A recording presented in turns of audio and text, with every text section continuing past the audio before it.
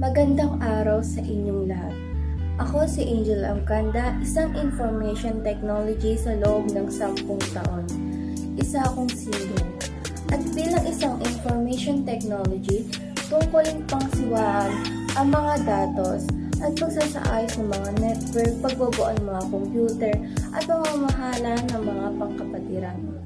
Ngunit ilan sa aming mga suliranin ay kulang kami sa aming mga kagamitan, tulad na lamang ng computer or iba pa, ang kakulangan na rin sa sapat na sahod.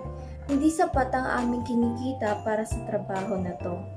Kaya nananawagan kami sa aming kinauukulan na mabigyan kami ng solusyon para dito, na mabigyan kami ng sapat na sahod, na karapat-dapat na sahod, at mga kagamitan na mga kailangan namin dito.